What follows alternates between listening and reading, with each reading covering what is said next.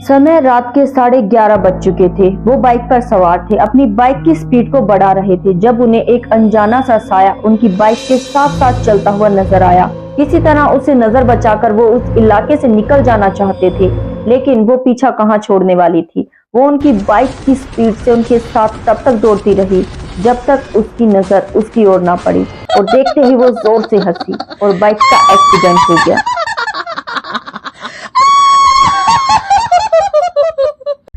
नमस्कार दोस्तों, मैं तमन्ना फिर से स्वागत करती हूं आपका आपके ही इस YouTube चैनल में। इस चैनल में हम कुछ पैरानॉर्मल एक्टिविटीज, हॉरर स्टोरी और कुछ पौराणिक कथाएं लेकर आते हैं जो आपको बेहद ज्यादा पसंद आती हैं।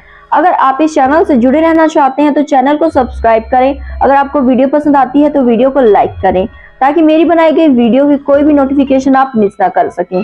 इसलिए वीडियो की बेल आइकन को भी जरूर प्रेस कर लीजिएगा। आज की ये स्टोरी विक्रम की है, जो एक हाउसकीपिंग का काम करने वाला लड़का है। कनेक्ट प्लेस के इलाके में स्थित एक कंपनी में ये हाउसकीपिंग का काम करता है। इसकी सैलरी भी ज्यादा नहीं है और लड़का काफी गरीब फैमिली से बिलोंग करता है। विक्रम सुबह का नाश्ता करके अपने पिता को दवाई देकर ऑफिस के लिए निकल जाता है। आज इसके सहकर्मी ऑफिस में नहीं आए थे, जिसके चलते काम ज्यादा था, और इत्तेफाक से आज रात को एक मीटिंग भी थी, जिसके चलते कहा गया विक्रम को कि वो रात को लेट जाएगा। मीटिंग के बाद ऑफिस की साफ सफाई करके विक्रम अपने घर के लिए निकल जाता है। वो बाइक पर चल ही रहा होता है कि उसे अपने सामने एक धुंधला सा सफेद साया नजर आता है। विक्रम के दिमाग में फटाक से ये बात आती है कि वो उसी रोड पर है जिस रोड के बारे में लोगों ने कई बार ये कहा है कि इस रोड पर कोई प्रेत आत्मा घूमती है। विक्रम इतना सब कुछ सोच ही रहा था कि वो साया उसकी बाइक के साथ साथ चलने लगता है। बाइक अभी ज्यादा स्पीड में नहीं थी, इसी कारण विक्रम ये सोचता है कि बाइक को फटाफट से वो स्पीड में भगाता है और जल्दी से जल्दी घर पहुंचता है। घर का और ऑफिस का डिस्टेंस लगभग 1 घंटे की दूरी पर था। विक्रम अब डरकर बाइक को स्पीड में चलाने लगता है तो वो औरत उसकी बाइक के साथ साथ तेजी से भागने लगती है। अब विक्रम को जब हम दोनों आंखें खोलकर कुछ बाइक चला रहे होते हैं या बैठे होते हैं तो हमारे आसपास कोई चीज होती है, हम उसकी तरफ गौर से ना भी देख रहे हो ना, तो भी हमें वो धुंधली धुंधली कहीं ना कहीं नजर आती ही है। विक्रम को भी अपनी बाइक के साथ साथ चलती हुई ये लेडी साफ तौर से नजर तो नहीं आ रही थी, लेकिन महसूस जरूर हो रही थी। और विक्रम ने सुना था उसके ऑफिस के कई सारे सहकर्मियों से कि जब इस कनेक्ट प्लेस के रोड पर कोई भी बाइक सवार या फिर कार यात्री जाता है और उसे वो लेडीज नजर आती है तो वो तब तक उसका पीछा करती है जब तक कि वो उसकी तरफ देख ना ले, और देखते ही कुछ ऐसा होता है कि रहस्यमयी तरीके से उसकी मौत हो जाती है और वो बंदा फिर नहीं मिलता। विक्रम ये सब सोच ही रहा होता है कि किसी तरह आज इस समस्या से बाहर आ जाए और अपने घर पहुंच जाए।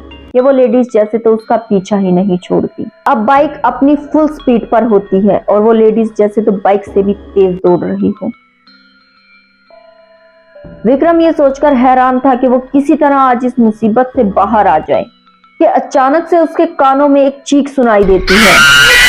विक्रम जैसे ही उस चीख को सुनता है उसका बैलेंस बिगड़ जाता है और वो रोड पर बुरी तरह से गिर जाता है।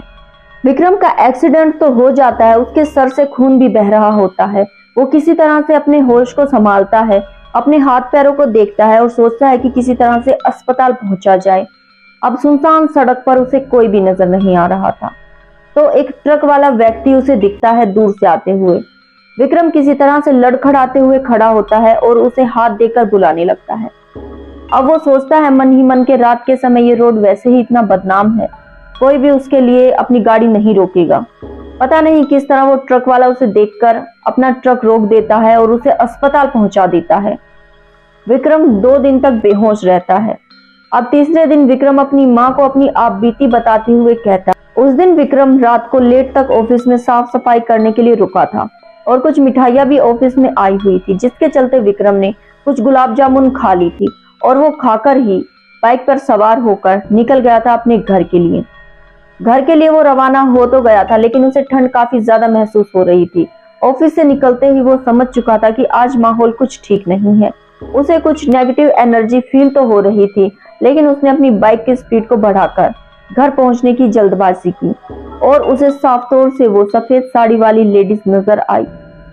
अपनी माँ को बताते हुए उसने कहा कि वो उसके कान में जोर से चीखी, जिसके कारण उसकी बाइक का बैलेंस बिगड़ गया और वो रोड पर बुरी तरह से गिर गया, जिसके बाद उसके सर से खून भी बहा और 2 दिन तक उसे कुछ भी याद नहीं है कि वो अस्पताल कैसे आया।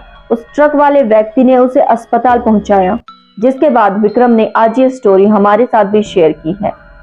इस चैनल पर मैं तमन्ना इसी तरह के हॉरर एक्सपीरियंस और रियल स्टोरीज जो आम जनता के साथ बीती है, जो हमारे पास भेजते हैं, शेयर करते हैं। मैं आपको भी कहती हूँ, आपके पास भी है कोई ऐसा हॉरर एक्सपीरियंस, कोई ऐसी इंटरेस्टिंग स्टोरी या फिर कोई पौराणिक कथा जो लोगों के दिलों को छू जाए या उन्हें डरने पर मजबूर कर दे या फिर कोई सीख देकर जाए, तो आप भी मेरे साथ उसे शेयर कर सकते हैं। मैं एक व्हाट्सएप नंबर अभी स्क्रीन पर मेंशन कर दूंगी। आप चाहें तो उस व्हाट्सएप नंबर पर अपनी वॉइस रिकॉर्ड करके अपनी स्टोरी भेज सकते हैं या फिर आप कमेंट भी कर सकते हैं। इस कनॉट प्लेस के इलाके में एक सफेद साड़ी वाली औरत को इसने ही नहीं बल्कि कई लोगों ने डिस्क्राइब किया है कि वो इस तरह के हुलिये में दिखती है और रात के 11 बजे के बाद कोई भी वहां से गुजरता है तो अपनी कार, अपनी बाइक, अपने ट्रक या फिर वो किसी भी वाहन में होता है, उसकी स्पीड को तेज करके ही गुजरता है, क्योंकि इस रोड पर जाते ही कुछ अनजाना सा एहसास सबके रोंगटे खड़े कर देता है।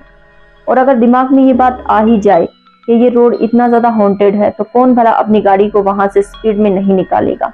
इस कनॉट प्लेस के इस रोड के इलाके की घटना एक विक्रम ही नहीं है जो इसका एक पुख्ता सबूत है, बल्कि इस तरह की स्टोरीज कई बार अखबारों में भी छपी हैं और इस इलाके में कोई भी रात को जाना पसंद नहीं करता। क्या आप भी गुजरे हैं कभी इस रोड से जो कनॉट प्लेस का रोड कहा जाता है कि हॉन्टेड है?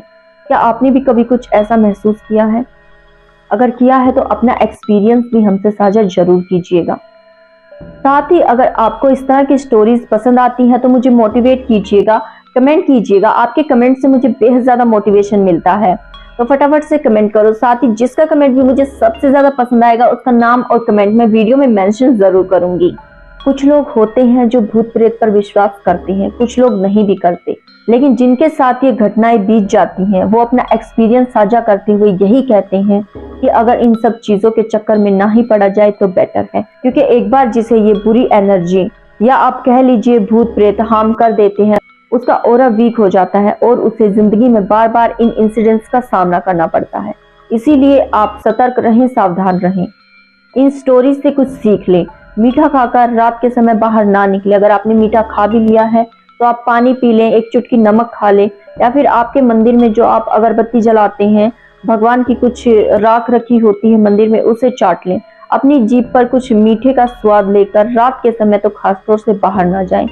रात के समय परफ्यूम लगाकर या फिर लड़कियां हैं तो खुले बाल रखकर बाहर ना जाएं। बालों में एक क्लिप लगा सकती हैं, आप बालों का जूड़ा बना सकती हैं।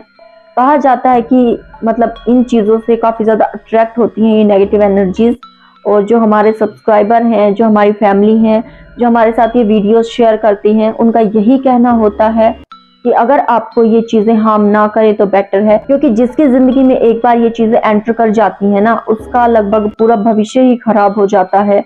वो उतारे के चक्कर में और यहाँ वहाँ के चक्कर में ही रह जाता है, माइंड को बिल्कुल डिस्ट्रैक्ट करके रख देती हैं।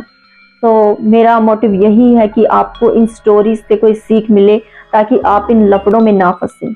तो अगर आपको मेरी बनाई गई हुई ये वीडियोस पसंद आती हैं, साथ ही अगर आपको मेरी बनाई गई इस वीडियोस में किसी तरह की कोई कमी या गलती नजर आती है तो आप वो भी मुझे कमेंट करके बता सकती हैं। मैं अपनी गलती को सुधारने की पूरी कोशिश करूंगी। अगर आपके पास है कोई ऐसा टॉपिक आप मुझे सजेस्ट करना चाहते हैं कि मैं उस टॉपिक पर आपके लिए वीडियो लेकर आऊं, तो वो भी आप मुझे बता सकते हैं।